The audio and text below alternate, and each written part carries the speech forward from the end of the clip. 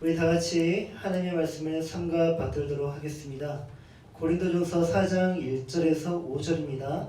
우리 다 같이 한 목소리로 읽도록 하겠습니다. 사람이 마땅히 우리를 그리스도의 일꾼이요 하나님의 비밀을 맡은 자로 여길지어다. 그리고 맡은 자들에게 구할 것은 충성이니라. 너희에게나 다른 사람에게나 판단받는 것이 내게는 매우 작은 일이라. 나도 나를 판단하지 아니하노니 내가 자책할 아무것도 깨닫지 못하나 이로 말미암아 의롭다함을 얻지 못하노라. 다만 나를 심판하실 이는 주시니라. 그러므로 때가 이르기 전 곧 주께서 오시기까지 아무것도 판단하지 말라. 그가 어둠에 감추인 것들을 드러내고 마음의 뜻을 나타내시리니 그때 각 사람에게 하나님으로부터 칭찬이 있으리라. 이는 우리에게 주신 살아계신 하나님의 말씀입니다.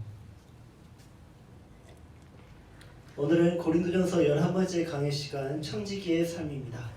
자네 말씀 받들도록 하겠습니다. 지난 금요일, 그러니까 이틀 전이겠죠. 지난 금요일 아침 6시에 일어났습니다. 교회 가기 위해서 그 시간에 일어난 거죠. 일어나려고 하는 그 찰나에 제 마음속에 갑자기 이런 기분이 들었습니다. 지겹다. 일어나는데 기쁜 마음으로 일어나는 것이 아니라 지겹다라는 그런 생각과 마음이 확 들었습니다. 저의 일상은 이렇거든요. 매일 아침 6시에 일어나서 곧장 교회로 향합니다.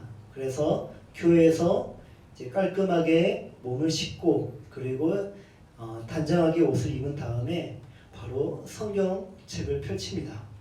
그리고 약 2시간 동안에 정해진 분량이 있는데 그 분량에 따라 읽고 기도를 하는 거죠.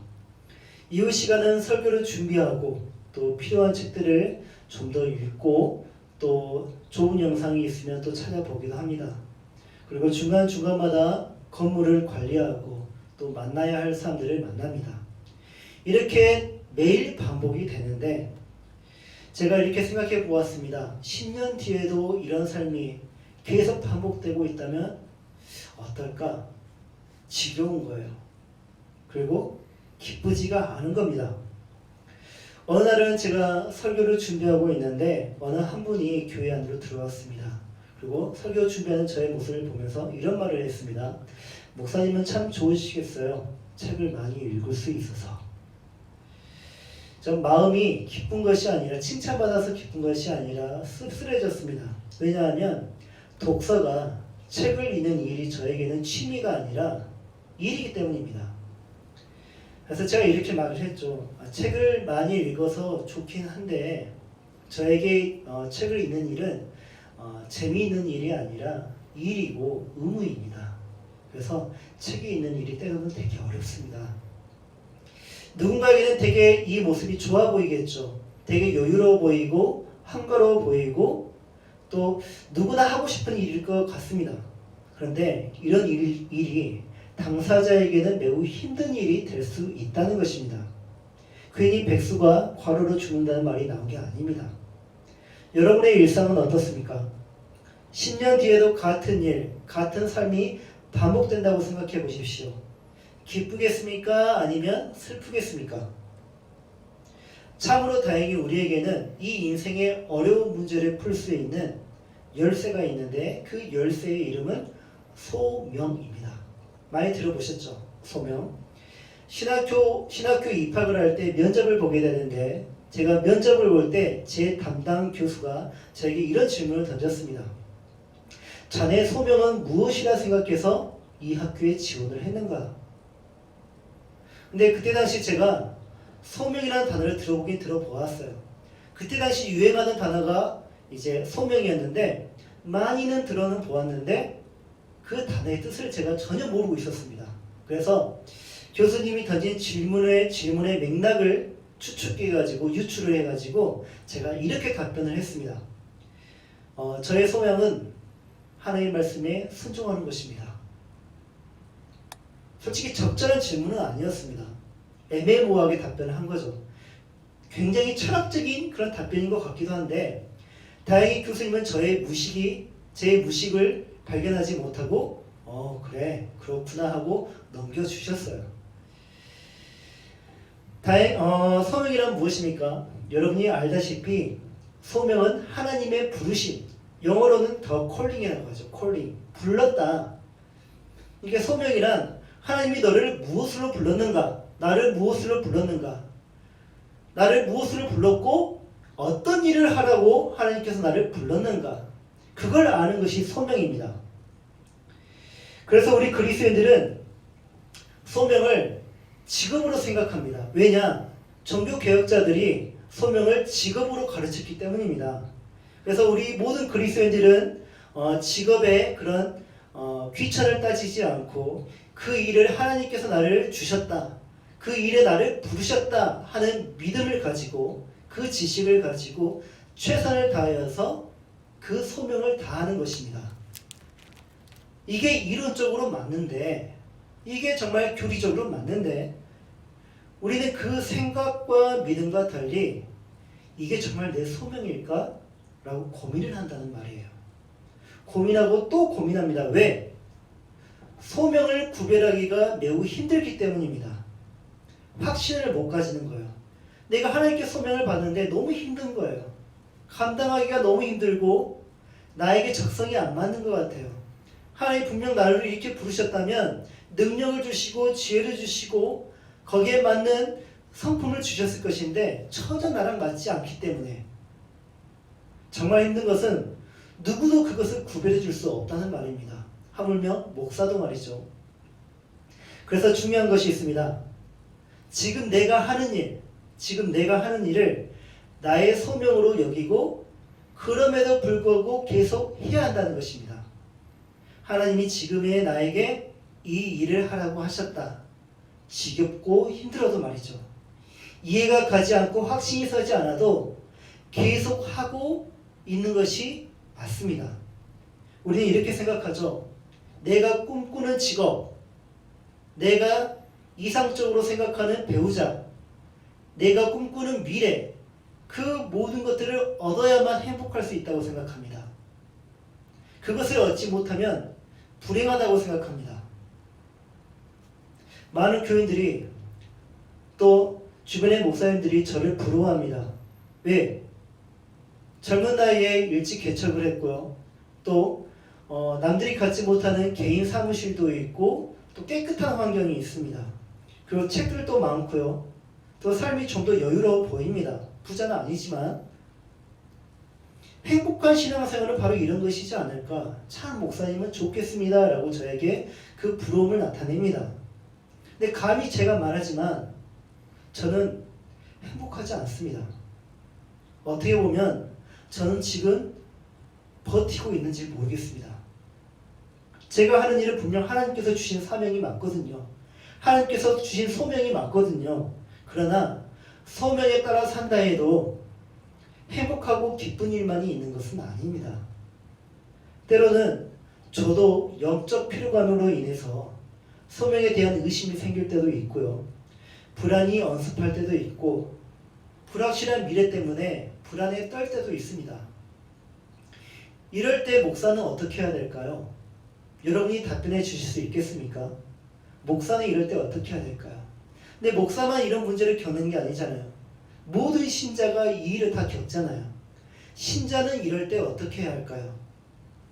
교회에서 봉사를 하는데 경건 생활을 꾸준히 이루고 있는데 직장에서 일을 하는데 나의 일상 삶을 살고 있는데 이때 영적 피로감이 찾아올 때, 쌓일 때, 그로 인해서 불안정이 올 때, 불안감이 올 때, 소명이 의심될 때, 우리 신자들은 이럴 때 어떻게 해야 할까요?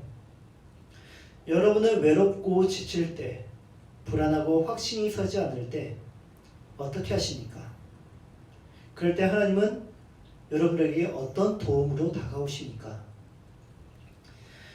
오래도록 분쟁이 있었던 고린도 교회에 영적 피로감이 찾아왔습니다. 성도 누군가는 열심히 교회 사역에 참여했습니다. 그런데 정말 열심히 했는데 다른 성도들이 알아주지 않는 것이에요. 보이지 않는 곳에서 열심히 봉사를 했습니다. 그런데 사람들이 그 봉사에 대해서 감사해하지 않는 것이에요. 오히려 봉사한 일에 대하여서 평가를 하는 것입니다. 비난하는 것입니다. 예를 들어서 주방에서 식사 봉사를 하는데 교인들이 지나가다가 야 오늘 밥 진짜 맛없다. 어떻게 이런 밥을 내놓을 수가 있냐? 이런 말을 한다면 그 봉사자가 어떤 생각이 들까요? 이런 일들이 너무 많아진 거예요. 그러다 보니까 고린도 교회의 영적 피로감이 아주 절정에 달하게 되었습니다. 그럴 때 우리의 육신은요, 육신적인 그리스도인은 어떻게 이 문제를 해결하느냐?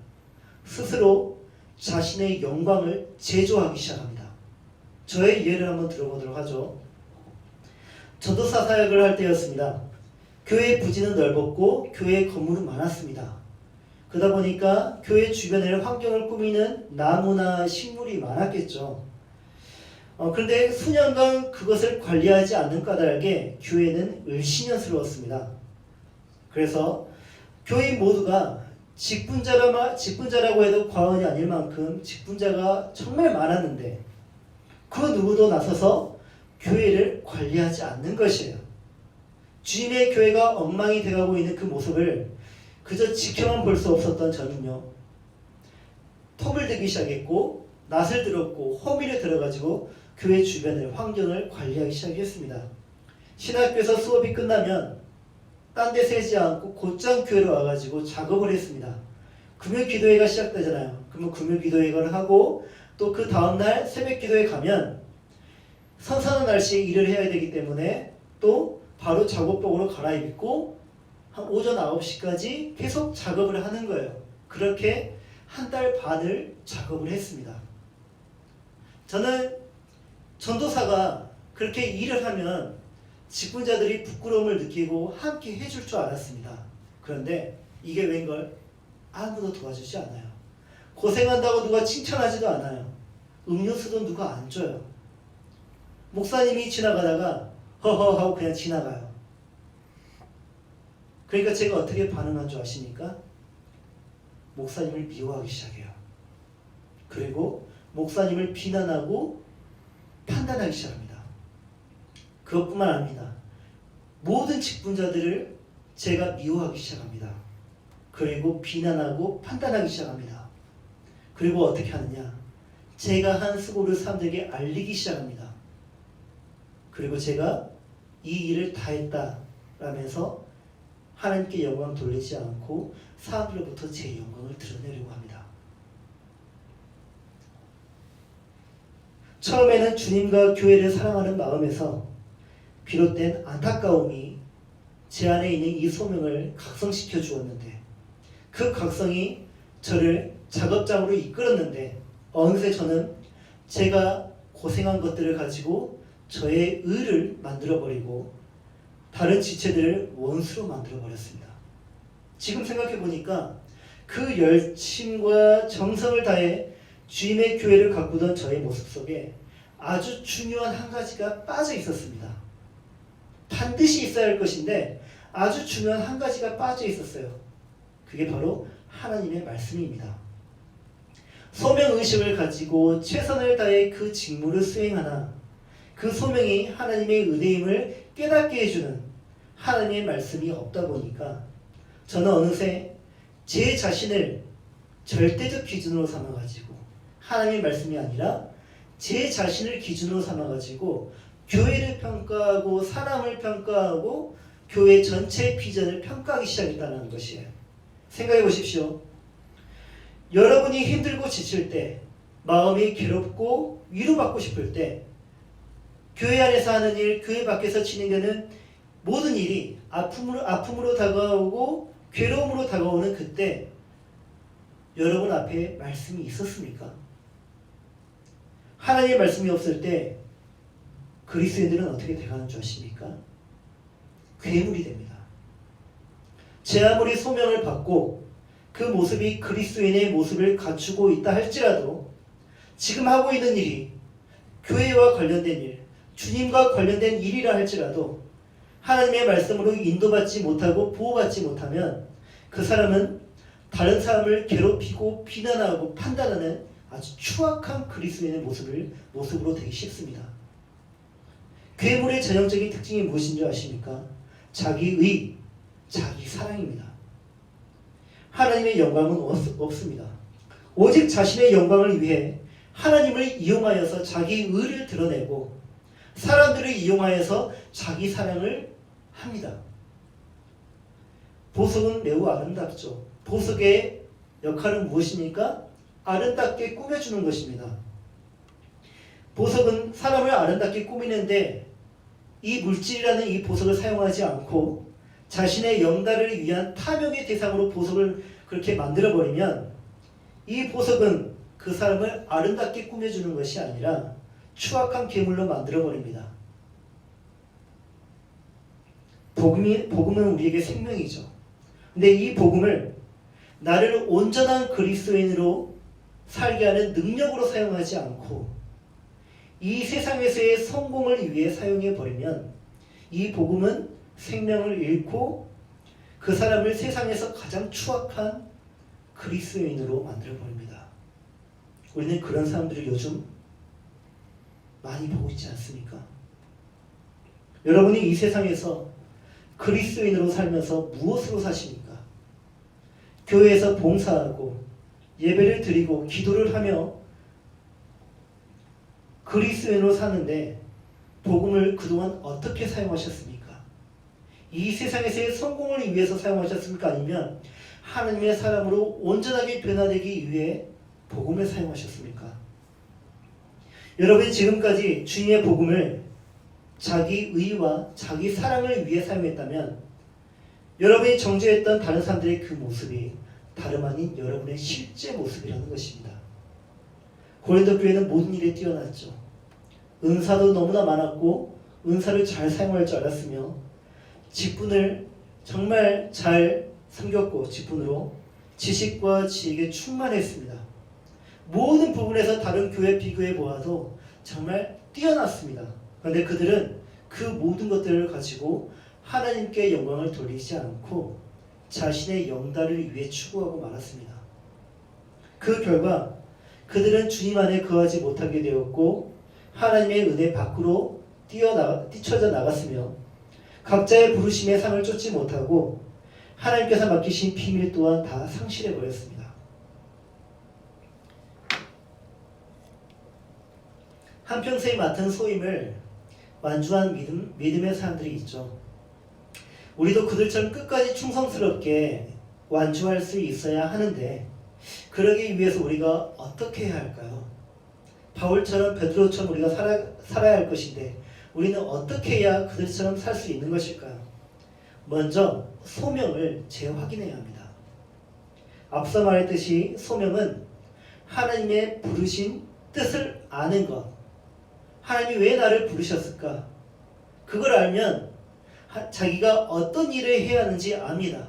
그리고 이 일을 내가 충성스럽게 했을 때 나중에 어떤 모습이 되는지 어떤 열매를 맺게 되는지 소명자는 다 압니다. 그 소명을 받은 모든 사람은 하나님 앞에서 다 디아코니아, 사역자이고 일꾼이에요. 디아코니아의 뜻이 무엇이라고 했습니까? 봉사. 어떤 봉사? 주인의 시중을 듣는 사람. 모든 성도가 모든 교인이 주님 앞에서 디아코니아, 집사이고 사역자이고 일꾼입니다. 그런데 우리는 보통 사역자를 목회자의 한정 짓습니다. 주님의 종이라고 하면 그래 목사님들이 주의 종이지 라고 우리는 이렇게 한정 짓습니다. 성경은 이를 구분하지 않고 교인이라면 성도라면 누구나 할 것 없이 다 디아코니아로 부르고 있거든요. 그러나 우리는 오랜 전통으로 인해서 사역자에 대한 선입견이 있는 우리인데 그래서 우리는 이 단어를 가지고 우리의 소명에 대해서 다시 한번 생각을 해봐야 할 것 같습니다. 바로 청직이라는 단어입니다. 청직이 역시 요즘 우리가 쓰는 단어가 아니기 때문에 또 그런 직무가 없기 때문에 우리가 이해하기 어렵지만 우리가 성경을 통해서 이해를 높이고 또 우리의 삶에 적용해 보았으면 좋겠습니다. 청직이란 무엇일까? 성경은 청직의 가장 훌륭한 모델을 소개하고 있습니다. 누굴까요? 당연히 예수님이겠죠. 근데 우리가 예수님을 본받으려고 하면 너무 멀어 보여요. 너무 높아 보여요. 그래서 감히 흉내내기가 어려워요. 그래서 우리는 금방 좌절하고 마는데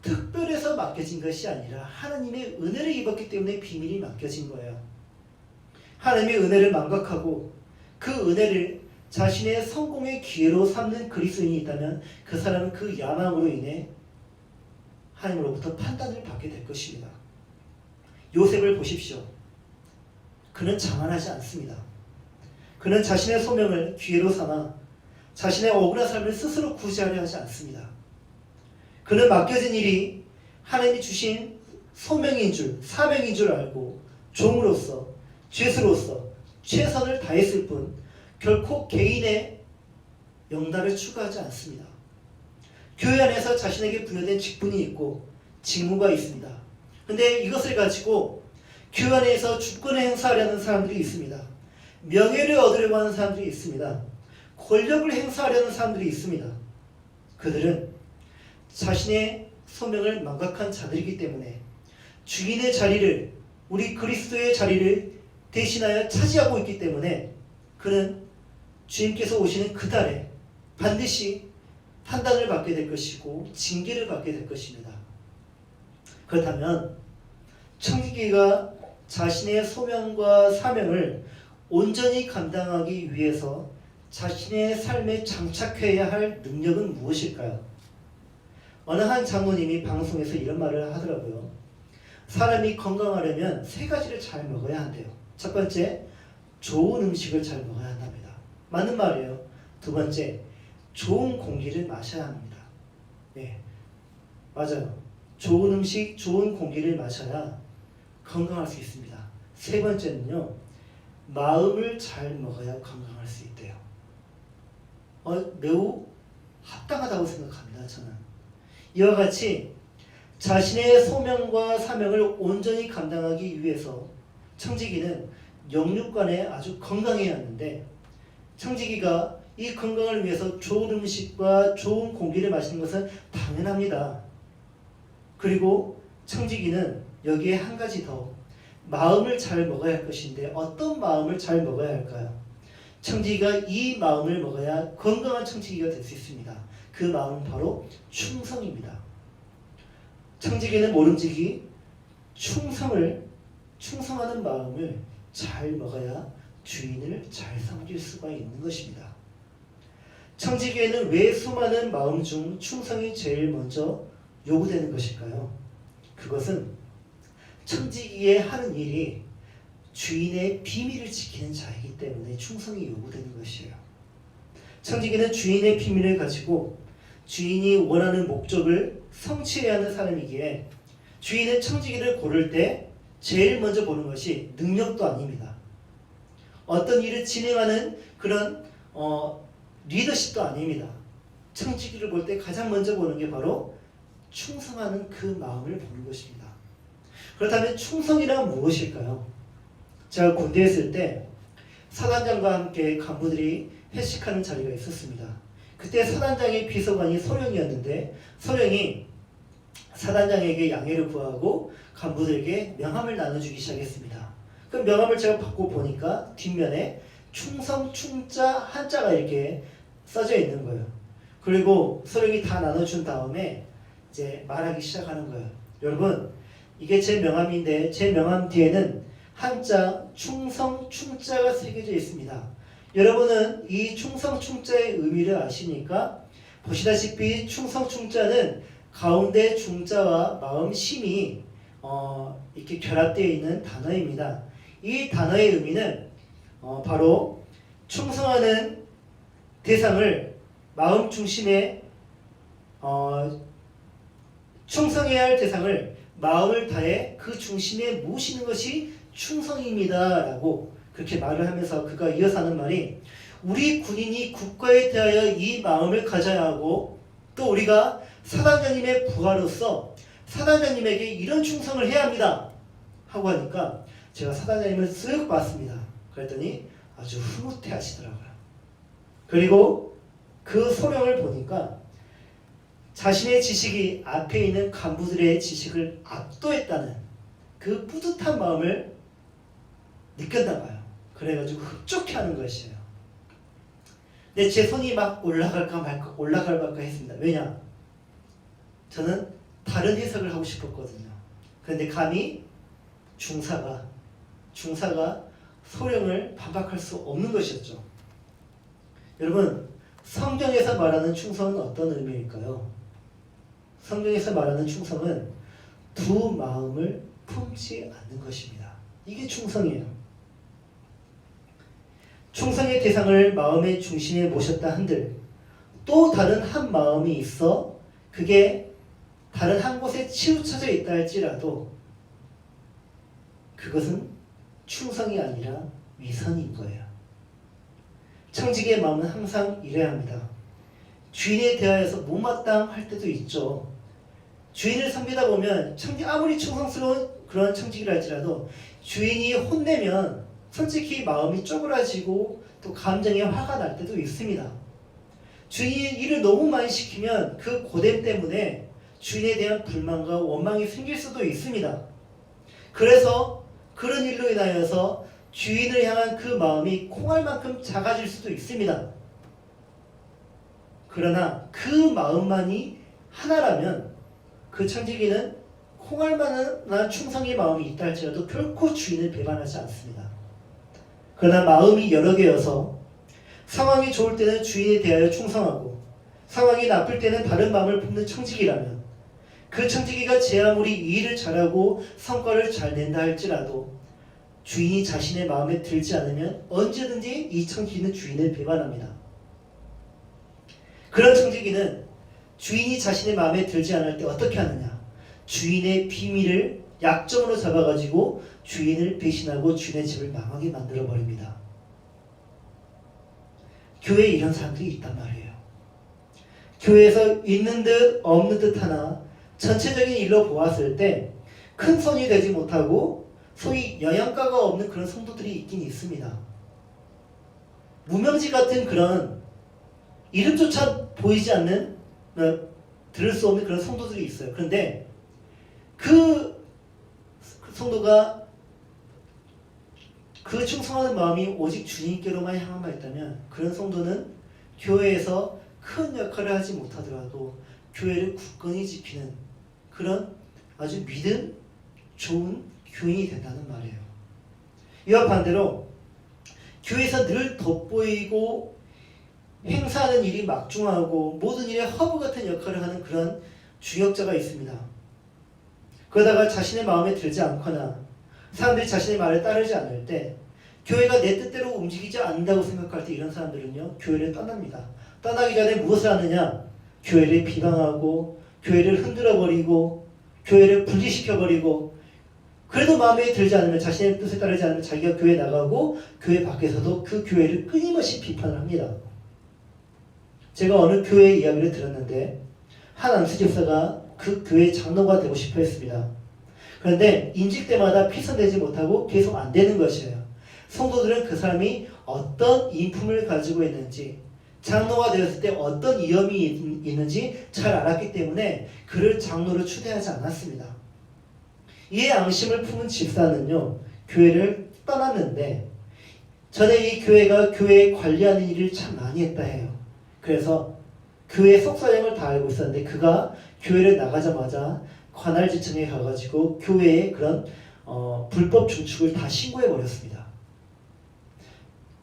그래서 교회는 과태료를 물어야 했는데 매년 과태료를 물기에는 너무나 이게 버겁죠. 그래서 공사를 해볼까 하는데 공사 비용이 너무 많이 들어가지고 그냥 매년 과태료를 지불하는 것이 더 낫다고 판단하여서 그렇게 지금까지 십수년간 과태료를 지불한다고 합니다. 근데 그 돈이 매년 수천만 원이래요. 주님께 충성하지 않는 청지기는 이런 악행을 저지릅니다. 두 마음을 품는 청지기의 무서움이 바로 이런 것입니다. 청지기에게 요구되는 것은 성과가 아니라 충성이에요. 여러분은 주님께 그리고 주님의 몸인 교회에게 어떻게 충성하고 있습니까? 오직 한 마음만을 품고 그 마음만을 주님께만 드리십시오. 주님은 여러분의 마음을 원하시지 잘 준비된 제사, 잘 마련된 예배, 번제 원하지 않습니다. 마음을 원하십니다. 청지기에게 요구되는 마음은 어떤 마음입니까? 충성이라고 했죠. 그러나 충성을 잘하는 그리스도인 찾아보기 힘듭니다. 왜 그럴까요? 하나님을 모르기 때문에, 하나님을 아는 지식이 없기 때문에 충성을 잘 못해요. 다시 말해, 하나님이 누군지 잘 몰라요. 하나님이 무엇을 좋아하고 무엇을 싫어하는지 잘 몰라요. 하나님께서 율법을 주셨는데 그 율법이 뭔지 모르니까 율법을 자꾸 따르지 못하고 과오를 저지르는 거예요. 험불만 펴는 것입니다. 그런 사람들이 교회에 많으면 어떻게 될까요? 고린도 교회 같은 상황이 일어납니다. 싸우고 경쟁하고 갈라지고 헤어지고. 애국 사람들은요, 이집트 사람들은, 고대 이집트 사람들은 히브리 사람들과 식사를 한 자리에서 하지 않았습니다. 그러니까 요셉이 형들과 한 자리에서 식사를 하지 않는 장면을 볼 수 있습니다. 왜냐하면 이집트 사람들은 목축하는 사람들을 부정하게 여겼습니다. 목축의 일이 부정한 일이었어요. 똥을 만져야 되잖아요. 그래서 부정한 일로 여기고, 근데 히브리인들이 주로 하는 일이 목축이란 말이에요. 그래서 히브리 사람들을 부정하게 여기고 천하게 여겼기 때문에 한 자리에서 같이 식사하지 않았습니다. 조선시대의 백정과 같습니다. 여기서 우리가 한번 생각해 보겠습니다. 히브리 출신인 요셉이 보디발의 집에서 가정총무가 되었을 때 다른 총들의 반응은 어땠을 것 같습니까? 왕의 죄수들, 그러니까 요셉이 들어간 감옥은 왕의 죄수들이 들어가는 특별한 감옥이었습니다. 그럼 어떤 사람들이 들어가 있을까요? 왕족, 귀족들이 들어가 있어요. 왕족과 귀족이 머무는 그 감옥에 천한 히브리인이 들어왔단 말이에요. 그렇다면 그들이 어떻게 반응했을까요? 근데 하물며 그 요셉이 무엇을 합니까?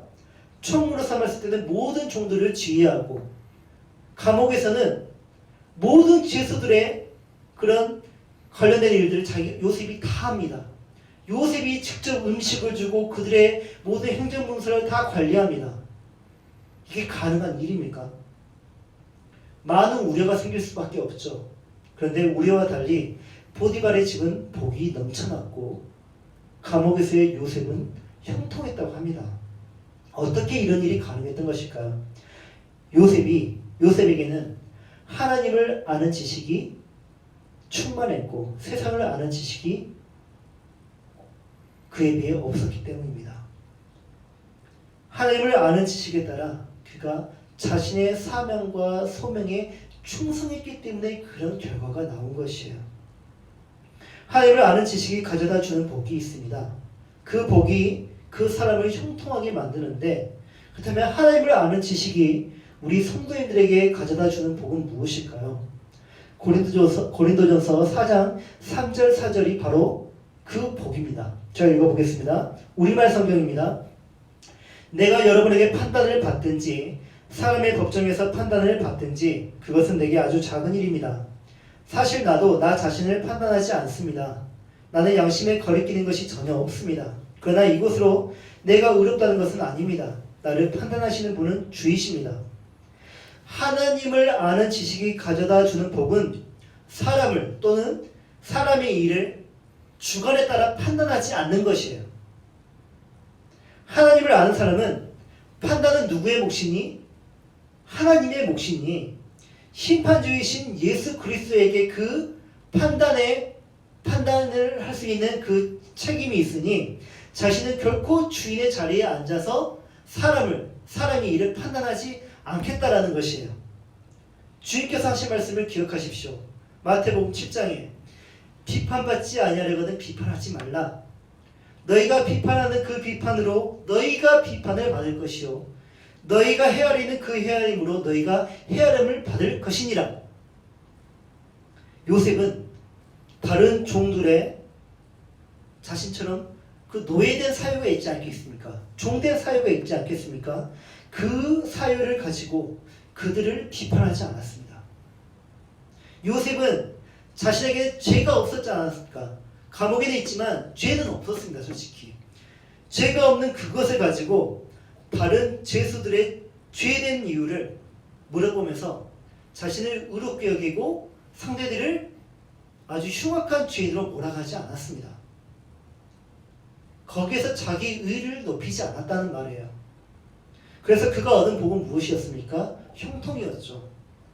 세상이 말하는 형통함은 부귀영화겠지만 성경이 말하는 형통함은 하나님과의 동행이거든요. 관계 안에서 형통함이 오는 것이에요. 하나님은 그가 노예의 신분일 때에도 죄수의 신분일 때에도 사람들처럼 그를 피하거나 멀리하지 않고 그와 동행해 주셨습니다. 요셉은 하나님이 그런 하나님이신 줄 알고 감옥에서도 또 종일 때에도 하나님과 동행하려고 노력했습니다. 하나님을 아는 자는 자신이 처한 상황에 따라 감정을 가지고 하나님이나 사람을 판단하지 않습니다. 하나님을 아는 사람은 그런 상황 속에서도 하나님의 비밀을 드러내고자 충성합니다. 그럼 하나님의 비밀은 무엇일까요? 하나님의 비밀은 바로 그리스도 예수. 이게 하나님의 비밀이에요. 이게 어떻게 하나님의 비밀이냐라고 물어본다면 요셉은 그렇게 말해요. 바로 그리스도가 하나님의 비밀이다. 요셉은 예수님을 알지 못했습니다. 하지만 그리스도는 알았습니다.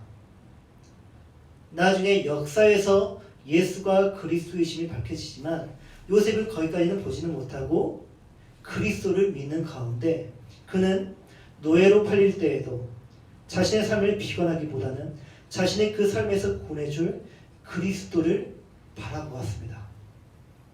억울한 누명을 받고 감옥에 갇혀있을 때에도 그 문을 두드리면서 억울함을 호소하기보다는 자신을 그곳에서 구원해줄 그리스도를 바라며 그 믿음을 가지고 그 안에서 그리스도인으로 살아갔습니다.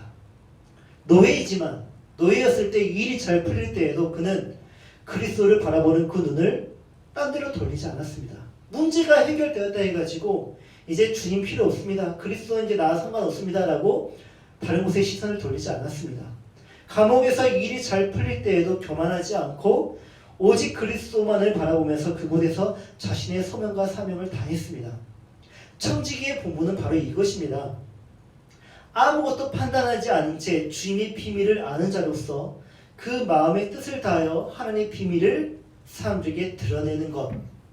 청지기는 이를 위해서 부름을 받았고 충성으로서 그 부름에 합당한 삶을 사는 것이에요. 여러분의 현재 삶은 청지기 요셉의 삶으로 비추어 볼 때 어떤 것 같습니까? 부끄러워하지 마십시오. 이제 시작해도 늦지 않거든요. 주님은 미숙한 우리를 이해해 주시거든요. 하나님의 비밀은 다름 아닌 예수 그리스도, 예수가 그리스도이시며 하나님의 아들이시다라는 것을 믿는 것이 바로 하나님의 비밀입니다. 하나님의 청지기인 우리에게 이 비밀은 비밀이라고 좀 말하기가 매우 싱겁죠. 솔직히 우리에게는. 우리 다 아는데 뭐가 이게 비밀이냐라고 하겠지만 하나님을 알지 못하는 사람에게는 이 비밀은 도저히 믿을 수 없는 비밀이에요. 사람들이 제가 부자가 아니라는 것을 다 알아요.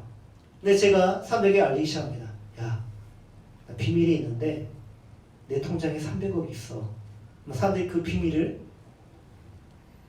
인정하고 그리고 믿으면서 나에게 돈 좀 빌려달라고 할까요? 안 할까요? 콧방귀를 낄 것입니다. 나사렛 예수가 우리에게 비밀입니다. 나사렛 예수가 사람들에게 말하죠. 나사렛 예수가 이거 진짜 비밀인데 예수님이 2000년에 계신 그 예수님이 하나님의 아들이야. 그분이 지금 하나님 보좌 우편에 계시고 나중에 다시 오실 거야. 심판하시러. 이거 진짜 비밀이야. 라고 말한다면 사람들이 또 뭐라 할까요? 웃기지 마. 말도 안 돼. 그러겠죠. 근데 이게 진짜 우리에게 웃기는 일입니까? 말도 안 되는 일입니까? 진짜이지 않습니까? 진리이지 않습니까? 근데 사람들이 믿지 않아요. 그래서 비밀인 거예요. 이 비밀을 맡은 자가 이 비밀을 사람들에게 믿게 하게 하기 위해서 이 비밀을 그 사람도 공유하게 하기 위해서 어떻게 해야 그 사람들이 이 비밀을 믿으려고 할까요? 비밀을 맡은 자가 구할 것은 말을 잘하는 기술도 아니고요. 화려한 옷도 아니고요. 사람들 믿을 수 있게 하는 어떤 물질이 아니라 바로 충성입니다. 주님께 충성하면 사람들은 우리의 비밀을 알려고 할 것입니다. 믿으려고 할 것입니다. 많은 그리스도인들이 그런데 이 반대로 주님의 말씀을 믿지 않아요. 주님의 말씀을 듣지 않으려고 해요. 주님의 말씀을 거부하면서 살려고 해요. 오히려 비교하고 판단하고 삽니다. 충성스럽게 일하는 종으로 살려 하기보다는 어떻게 해서든지 주님으로부터 벗어나려고 하고 대신 주님의 자리를 자기가 앉고 싶어 합니다. 교회의 주인이 되고 싶어 합니다. 명예를 얻고 싶어 하고 교회에서 권력을 얻고 싶어 하고 모든 사람으로부터 인사를 받고 싶어 하고 상석에 앉고 싶어 하고요. 어느 곳에 가거나 갈 때마다 주인공이 되고 싶어 합니다. 그런데 하나님으로부터 칭찬받는 사람은 적습니다, 여러분. 스스로에게 칭찬하는 것은요, 위선이고요. 주님으로부터 받는 칭찬이 진짜 칭찬이거든요. 우리는 하나님의 청지기들입니다. 누구 하나 자신의 소명과 사명을 간과하지 마십시오. 요셉은 노예일 때에도 죄수일 때에도 자신의 소명과 사명을 잠깐 포기하거나 숨기지 않고 항상 그 소명과 사명대로 살려고 노력하였습니다. 가볍게 여긴 적이 단 한 번도 없습니다. 여러분, 지금 여러분이 서 있는 그 자리가 지금 여러분이 하고 있는 그 일이 하나님께서 부르신 자리이고 하나님께서 여러분에게 주신 일입니다. 여러분, 그곳에서 여러분이 어떤 마음가짐으로 일을 해야 하겠습니까? 그곳에서 예수 그리스도가 나의 주님이시며 나의 하나님이시고 예수님만이 나의 소망이 되시며 나의 지혜와 능력이 되신다고 그 비밀을 알지 못한 사람에게 삶으로 나타내셔야 하지 않겠습니까? 그렇게 충성된 청지기는 하나님의 비밀을 삶으로 드러내는 것이에요. 나는 그리스도의 일꾼이다. 나는 하나님의 비밀을 맡은 청지기이다. 이 아이덴티티를 분명히 하시는 가운데 충성하는 그 마음을 날마다 먹는 가운데 하나님께서 주신 그 소명을 감당하시기 바랍니다. 이 소명과 사명을 온전히 붙드는 가운데 주님께 기쁨이 되려고 노력하시고 주님을 높이기 위해서 정말 열심히 사십시오. 이것이 오늘 우리에게 마땅한 청지기로서의 본분인 것입니다. 우리 이 말씀을 의지하면서 다 같이 하나님께 찬양하도록 하겠습니다.